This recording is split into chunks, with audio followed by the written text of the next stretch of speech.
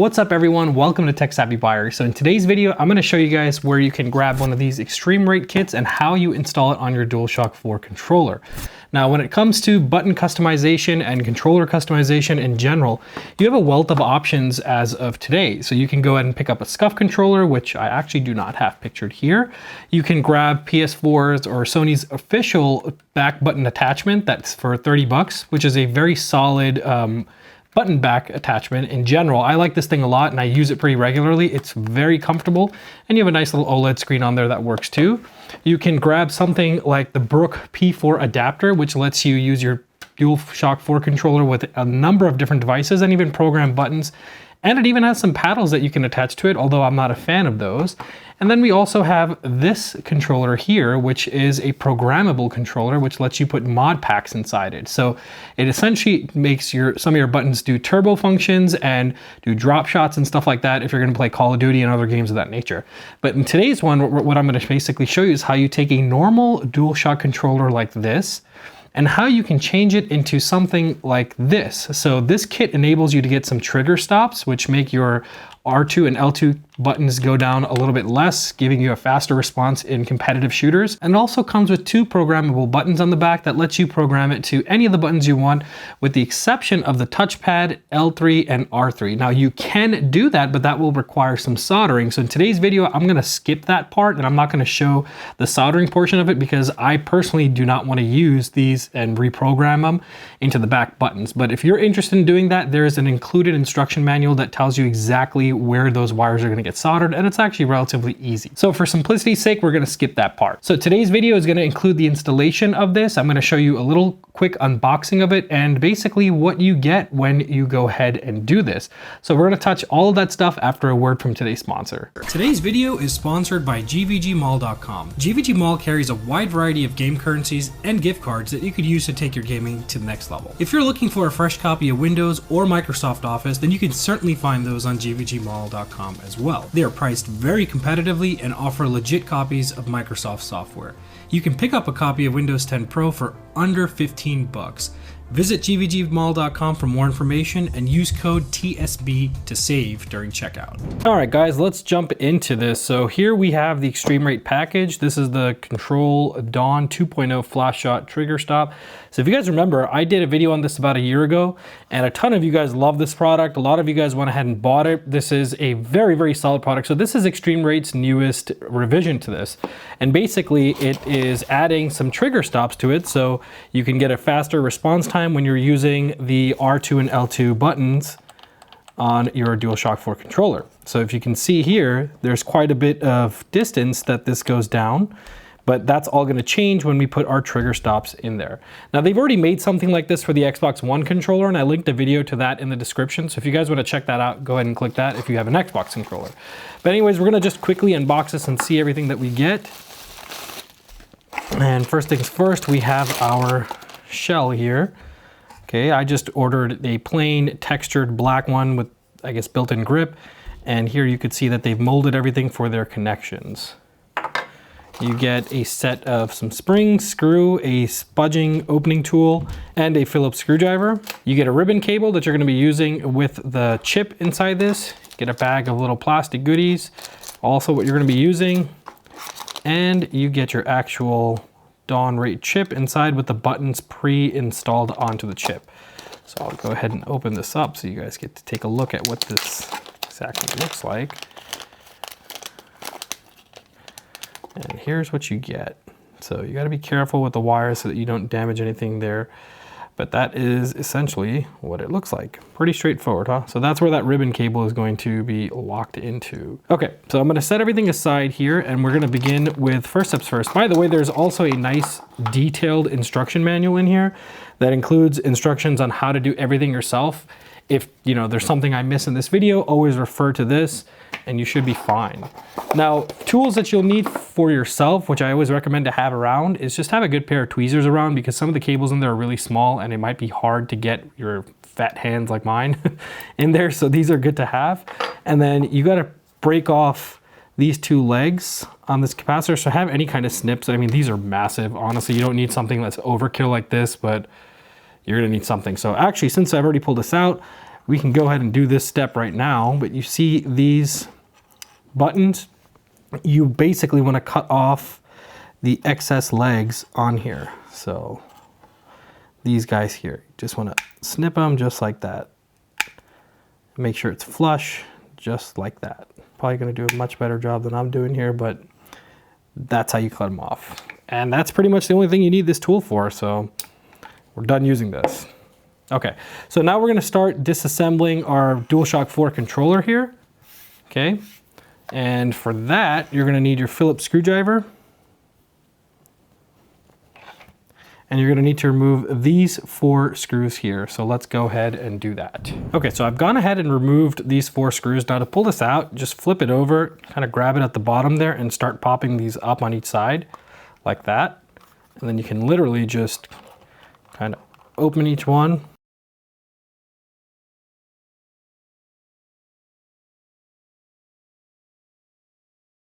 Now here, you're gonna notice you have a little ribbon cable that's connected to your battery, and that actually turns the light on for the touch bar that's in the front, or on the top actually. So we want to gently unplug that, but the first thing you want to do, since this was on by mistake, you want to unplug the battery first before you do anything. So we're going to go ahead and take those tweezers, and we're just going to grab this power connector, and just remove the battery cable like that. Pop out the battery, that way there's no live power going to it. And now you can go ahead and just simply remove that ribbon cable just by pulling on it gently. And there you go. So this is what the back should look like once you've taken it off. So let's go ahead and set this aside because we're not going to be using this at this point. We're going to be going on to installing the rest of it in this guy. Okay, so the next thing we want to do is we want to go ahead and remove the board. Now, in some cases, your little plastic cover over here, or the battery pack socket or whatever you want to call it, may have some screws attaching it to the green board, but this specific model does not. It's actually a part of it. So what we're going to do is we're going to remove that middle screw, and then there's 2 really, really tiny tabs right here and here on each side, and I'll see if you can get a better angle of that to show you. But basically you're gonna push these back as you lift up the board, and be careful, these are very gentle, or these are very fragile, so be gentle with it basically. But go ahead and remove this screw and you'll start seeing your board start to pop up as you loosen it. There you go. So you can see it's all trying to come loose, with the only exception of this little latch there and latch here, and boom, we're now able to take our board out. Now, in order to get this out, you're gonna have to disconnect the ribbon cable going to the touchpad in front. So again, and now basically we have access to our Dualshock panel.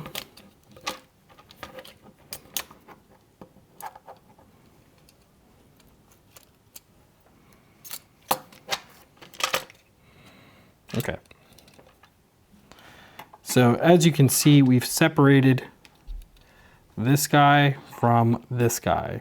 You can go ahead and put the front face away for now, make sure your buttons and everything stay intact. And now we're gonna flip over the board so that we can install this ribbon cable onto it. Okay, so I got the board flipped upside down.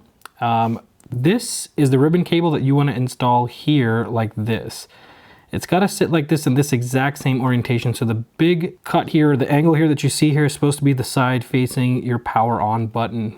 So this is essentially just how it's going to sit. The holes will line up. Now the best way to keep this, to prevent it from moving while you're maneuvering stuff and handling this, is just to put a double-sided piece of tape right here. So if you have some double-sided tape laying around, that's fine. If not, you can just use some regular tape to secure it in place. But I'm gonna go ahead and use double-sided tape and put it over here, and then I'll show you guys what that looks like. So I've got mine stuck. You can see I've used a very thin layer of double-sided tape. You can barely even see that, but it's holding pretty well. And that's basically what we want before moving on to our next steps. So check that out. Okay, so now we're just going to flip this back over, position it back in its spot. Make sure that the 2 tabs here, these 2 little prongs, go in to the sides of this so that it's aligned correctly. And then we're going to put that back into the front shell. So this is going pretty quick. It's pretty easy so far, nothing super complicated. Now I'm gonna go ahead and put this back into the front shell here and then put that silver screw back. But before I go ahead and do that, you could see I had removed this plastic thing, and my one actually just had 2 little tabs on the side. So I'm gonna go ahead and replace that as well before I do anything else. That way, you know, that's how simple it goes on. Very, very easy. Okay, you can see I have my flex cable here ready to go. So this is basically the way it's supposed to look right now. Don't forget to connect that little ribbon cable back there, the one that goes to the touch bar. Again, the easiest thing is just to remove the black shell again and just put it back in and then replace this back on top. So if your one has screws, take the screws back off and do it like that. Okay, so the next thing we want to do is, since in this video tutorial, I'm not showing you how to enable the touchpad or the R3 and L3 as remappable buttons. And the reason I'm not doing that is because that requires soldering. And to keep this video as simple as possible and easy, I'm going to be doing a solderless, basically, installation of this. So because you don't need to do any soldering, you can go ahead and just delete or cut off these little extra cables that you see sticking out. You'll even see on the actual board, it says L3 and R3. And that's what you want to get rid of those little extra cables for. So you could see there, if I'm doing a better job showing it, but here you could see this guy here and this guy here. Okay, so next step is you want to gently open this little flap, and you're going to be putting this ribbon cable that's coming out of your DS4 into it. So like this, with the gold pins facing down, you essentially want it to come in here like this. Make sure that's in there securely, like so. And then you're going to close this little black latch gently, because it's very easy to break them, just like that. Now it's locked in, and you can give it a nice little tug and you'll feel that it's in there pretty secure.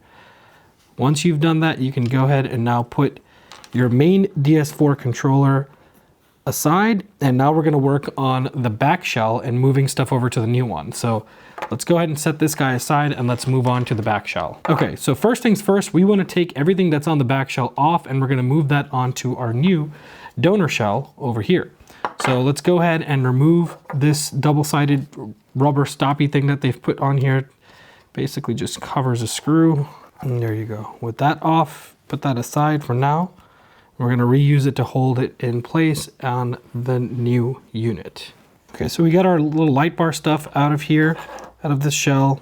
Just put that aside, and now what you want to take off is this one screw that goes to your charging port, and we're going to move that over there as well. So once done, it should look like this. Just pay attention to the orientation of this white clip when you put it in.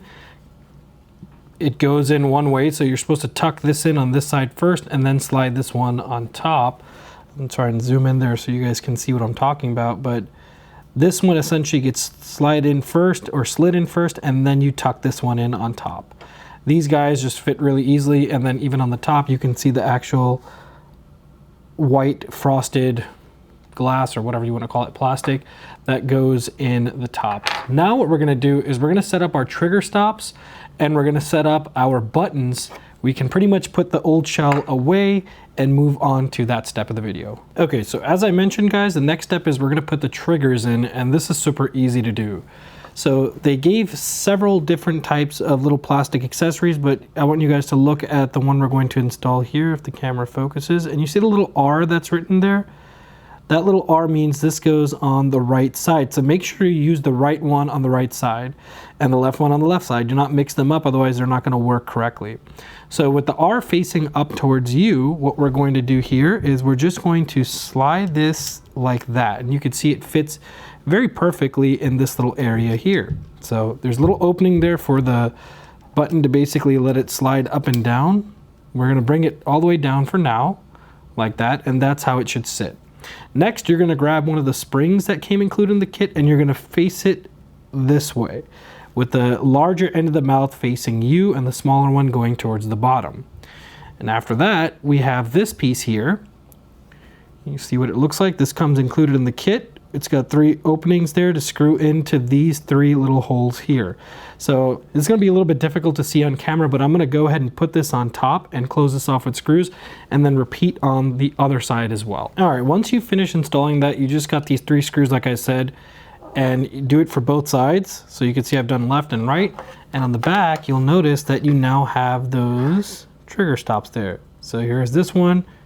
You can see it just slides up and down really easily, making it very easy to use just like that. All right guys, so for our next step, now that we've gotten the triggers installed, we're going to be putting the buttons in. It's really easy.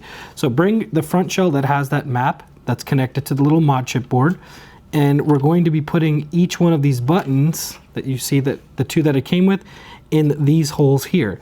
Now the way you align this is you keep the cables facing the inside of it, because there's going to be a little bracket that goes on top. So it should look basically like that for the red side. And for the red side, you're going to use the bracket that says HK1 on it. So if you see, this guy says HK1, and this just literally slides over just like that into its space, and you take 2 screws and you put them into each hole there. So let me see if I can get a better view for you guys to see. But basically that's what it should look like, and these are the 2 holes that you're going to put screws into. So you can see I went ahead and got that installed here. Now just repeat the same thing for the other side, and we're going to be ready to go ahead and put this guy down here. So let's go ahead and do that to the other side and move on to the next step. So when you're installing this blue one, just make sure you're using the one that says HK2, because they come with several extra parts, and sometimes you may end up trying to reuse the same exact part. But make sure you use HK2 for the left side. So now that we've got our buttons in, what we're gonna wanna do is screw this right into the center over here underneath it. You see that little screw hole right down there? We're going to put a screw, a small one that comes with it. That way we'll be able to do this next. All right, that's what it looks like once it's screwed in. Now the last V1 did not have a screw that used to hold this down. It was just some double-sided tape. So this is actually new what they did. And I actually like it. I just think the cable that they use to connect this touchpad is way too short. So it's like just the perfect amount that you need. Feels really short. So we're gonna have to peel off this white backing here, and we're gonna stick it right in this area. We're just gonna try and get it stuck there as much as possible.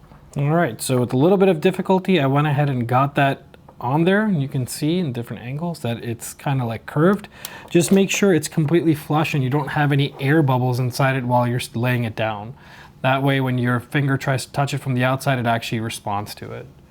So that's pretty much the gist of it. Now the only thing left to do is just to go ahead and close this back up, put the battery back in, and seal it up. So I'm gonna go ahead and do that, and I'll show you guys what it works like. All right, so you can see the ribbon cable is back in its spot. And now we are just going to gently close over this and make sure everything lines up. And you can see I have the buttons here that we get a choice of which one we want to use. But this is how you're going to have to slide this around and make sure that this cable doesn't get pinched. Okay, so the right way to close this is make sure that you start up with the front getting aligned in with its holes. And then you gradually slide the top touch bar over the new cable that we installed into its spot. So once you do that, you can start just clicking it back into its space, but be gentle because you don't want to break anything while doing this, but it'll start to snap back in place just like that. So you hear those snaps, and you can see go around the whole edge. Make sure you tighten everything up. Again, we're going to put our screws in here too. And there you guys have it. So here is our newly revised Dualshock 4 with the trigger stops on the back and extra buttons. Now for the buttons, we want to put some covers on these. So I actually like the round ones the best, and they gave several of those. So just going to go ahead and pick out 2 of them, K1 and K2. So K2, I believe, will go on the right side in this case, just like that. And K1 will go on the left side. You got to hear them click into place just like that. And you can see those are the 2 extra buttons that you get. So they feel very nice. And even in your hand, your middle finger lines up. Look how perfect that lines up right there. So always ready to go when you need to. Really nice and clicky too. So we're gonna just go ahead and turn on the controller, and I'll show you how you can access the programming mode. So you see this little cutout right here? There's an actual LED that's sitting behind that was on that chipboard. So the way you do it is you just hold this for a few seconds. This is where we put that touch thing, if you guys remember. and it should turn blue. Now that means that we're in programming mode. So suppose I want to program this to X. You're going to hold X and this for a few seconds. 1, 2, 3, and flashes 3 times. That means it has now been programmed. If you want to delete the program, you do the same thing. Press the button, hold it for a few seconds, and it's going to turn red a few times, indicating that it's been deleted. And that's all you got to do to program buttons on this. It's pretty straightforward.